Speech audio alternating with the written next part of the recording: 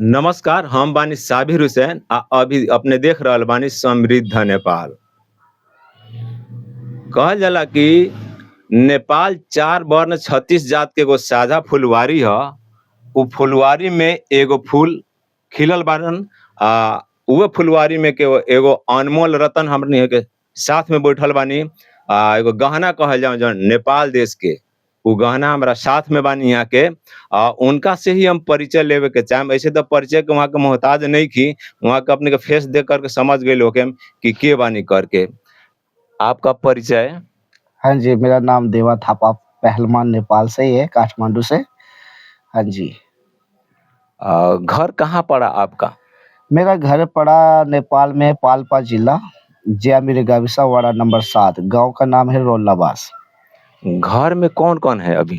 अभी मेरे घर में मेरे पिताजी रहते हैं बस, और कोई नहीं रहते हैं। माँ है कि नहीं है?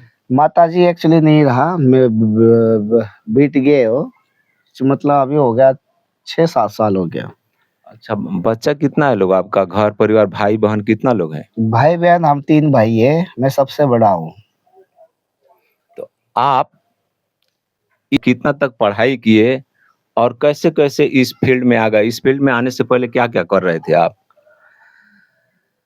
मैं 5वीं में पढ़ते थे, लेकिन पूरा नहीं हुआ, मैं उसको छोड़ के मेरा पिताजी ने मुझे इंडिया में भेजा किसी आंटी जी के साथ काम के उस सिलसिला समय में? सिलसिले में। कुछ हम घर से गरीब थे बहुत ही ज़्यादा, तो इस करके मैं कमाने के लिए आए, होटलों में काम करे, वो मज़दूरी भी करे, साथ-साथ में किसी के घरों में भी काम करे, बहुत काम करे है। उसके बाद फिर मैं कहीं मेले हो रहे थे, तो मेले में मैं गया यार दोस्तों के साथ घूमने के लिए, तो वहाँ पे कुश्ती पहलवानी हो रहा था। तो उनको देखकर मुझे भी जोश चढ़ा, मेरे को शौक चढ़ा कि यार मैं भी ऐसा बनूँगा। तो उसके बाद मैं छोटे-मोटे जहाँ-जहाँ कुश्ती होते थे वहाँ लड़ने लगे। उसके बाद फिर मैं कोई बड़े पहलवानों के साथ मिलकर मैं पंजाब चले आए। वहाँ पे रहा 7 साल प्रैक्टिस करे। प्रैक्टिस करने के बाद 7 साल के बाद फिर मैं कुश्ती भी लड़ना शुरू करे थोड़ा बड़े-बड़े। फिर लड़ने के बाद फिर थोड़ा पैसा कुछ पैसे कमा लिया, जमा कर रखे थे। कुछ 10 साल के बाद मैं घर गए, तो जब आ रहा था मैं तब माताजी थे मेरा, जब वो वापस गए तो मेरे माँ नहीं था, बीत चुका था 4 साल हो चुके था उनको। उस टाइम हम इतने गरीब थे कि ना उस टाइम फ़ोन के ज़माना भी नहीं था, टेलीफ़ोन हुआ करता था। तो इस करके फिर घर पे 10 साल बिना बात करते ही मैं अपना काम करते रहे, मेहनत करते रहे, ताकि मैं किसी दिन इतना पैसा कमाऊँगा, इतना कुछ कमाऊँगा, तब जाके अपना माँ-बाप को खुशियाँ दूँगा। लेकिन मेरा माँ बीत चुका था, आप कोई फ़ायदा नहीं। शादीशुदा हैं या सिंगल हैं आप? हाँ जी, मैं शादीशुदा हूँ, मेरा मिसेज़ का नाम पायल है और हमारा लव मैरिज है, क्योंकि मैं दंगल लड़ने के लिए गया था, तो वहाँ पे मेरा मिसेज़ भी आए हुए थे। तो उनसे बातचीत करे हमने, बातचीत करने के बाद थोड़ा 6-7 महीने के बाद हमने लव मैरिज करे। उसके बाद अभी मेरे एक बेटा है, एक बेटी है। जो बेटा है कोई 4 साल के करीब है और जो मेरा बेटी है अभी-अभी हुआ है, बस 2 महीने पूरा भी नहीं हुआ है अभी। हाँ हैं? जी। आप सिर्फ़ भारत और नेपाली में खेलते हैं कि और थर्ड कंट्री में जाकर के खेलते हैं आप? सिर्फ़ भारत और नेपाल में खेलते हैं और थर्ड कंट्री में मैं कभी गए नहीं। अभी सुनने में आ रहा है कि नेपाल देश से जो मिलना चाहिए आपको नहीं मिला, आप नेपाली होते हुए भी, आप इसके बारे में क्या कहना चाहेंगे? यहाँ के नेपाल सरकार से क्या आप अपील करना चाहेंगे या रिक्वेस्ट करना चाहेंगे? क्या कहना चाहेंगे आप?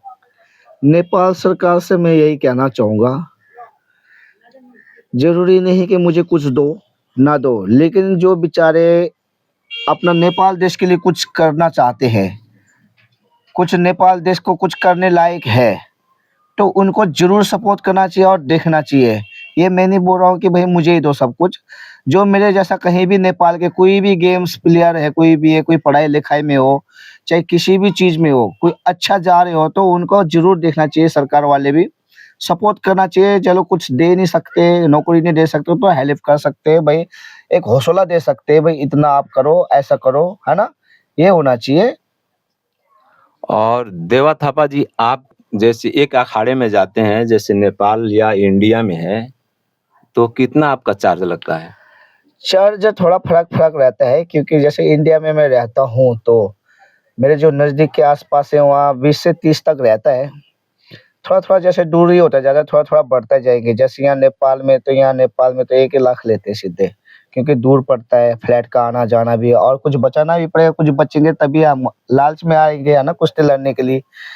बाकी बात रही कि जैसे जो पब्लिक का प्यार है, इनका तो बहुत ज़्यादा सहारा है मेरे को, क्योंकि इनके आशीर्वाद से मैं कुश्ती जीतता भी हूँ, है ना? और पब्लिक का ही दुआ है, प्यार है। मैं तो कुछ है नहीं, इतना बड़ा पहलवान कुछ भी नहीं हूँ, ये तो पब्लिक का प्यार है, जो आप लोग मुझे जानते हो, आप लोग मेरे पास आए हो, है ना? और मुझे बहुत अच्छा लगता है जैसे आप लोग आते हो, कोई दोस्त मिलते हो, मेरे को मिलने के लिए जैसे मैं कभी कहीं गया ही नहीं हूँ, वहाँ भी जाता हूँ तो मेरे को जानने वाला मिलता है, बहुत अच्छा लगता है। यहाँ के लोग से फिलहाल आप क्या कहना चाहेंगे? अभी 4 बजे से आपका खेल होने वाला भी है, आप क्या कहना चाहेंगे? यही कहना चाहूँगा मैं नेपाल देश से और यहाँ का जो गाँव पालिका है, यहाँ का सभी दोस्तों को, मैं ये कहना चाहूँगा भी जो है आप लोगों ने जो भी करना है मन से करो। जैसे आप कोई भी स्पोर्ट्स में हो, कोई भी गेम हो या आप पढ़ाई करते हो तो दिल से करो। अगर आप फसल अच्छा लगाएँगे तो फसल भी अच्छा मिलेगा, जी, जी। है ना? और एक चीज़ का ध्यान दो आप लोग, ज़्यादातर मैं ये चाहता हूँ कि भई अपना नशा-पत्ता से दूर रहे, क्योंकि यार नेपाल में मैंने ज़्यादातर देखा हर झोपड़े में रक्सी तो दारू, शराब ये हाँ, सब। शराब जो होते हैं वो मिलती है, काफ़ी लोग पीते हैं। हाँ, पीना चाहिए, एन्जॉय करो, कोई चक्कर नहीं, लेकिन रोज़ का अच्छा नहीं लगता, क्योंकि आधे से ज़्यादा लोग तो अपना दारू पी के अपना शरीर खराब कर रहे हो। मैं चाहता हूँ कि नशा-पत्तों से बचो, नशा-पत्ते से बचेंगे तो क्या होगा कि आपका शरीर भी अच्छा होगा, जी, जी। आपका जो माइंड है सोचने का और बात करने का लोगों का, और आपका शरीर भी स्ट्रॉन्ग होएँगे, है ना? अगर दारू पीते रहेंगे, आपका शरीर के अंदर नसें कमज़ोर हो जाएँगे, आप ऐसे लेटे पड़े रहोगे, है तो ठीक-ठाक, लेकिन कोई आएँगे बात करने को मूड भी नहीं रहेगा, ऐसा घूर के देखेंगे मूड खराब सा। ये उ उ वो उझड़ जाता है इंसान, और घर में भी ज़्यादा लड़ाई-झगड़ा होता है और पैसा तो बर्बादी ही है जी, ना? जी, जी, बिल्कुल। तो इससे अच्छा है कि भाई नशा-पत्ते से दूर रहो, अपना घर का ख़्याल रखो, खुद भी सेफ रहो और मस्त रहो, हमेशा हँसते-खेलते रहो, क्योंकि एक अपना परिवार ही होता है जो आपका सब कुछ है, तो अपना परिवार को खुश रखो। बाकी जो भी अपने बच्चे हैं उनको भी अच्छा शिक्षा दो। बच्चों के सामने अगर कोई दारू पीते हैं तो बच्चों के सामने ना पियो, कोई सिगरेट पीते हो तो बच्चों के सामने ना पियो, क्योंकि बच्चे को भी वो फिर बड़े को अपने माता-पिता को ही देख के ही सीख जाते हैं, है ना? इन चीज़ों से बचो और स्ट्रॉन्ग बनो। अगर आप लोग स्ट्रॉन्ग हैं तो हमारा नेपाल देश खुद स्ट्रॉन्ग हो जाएँगे।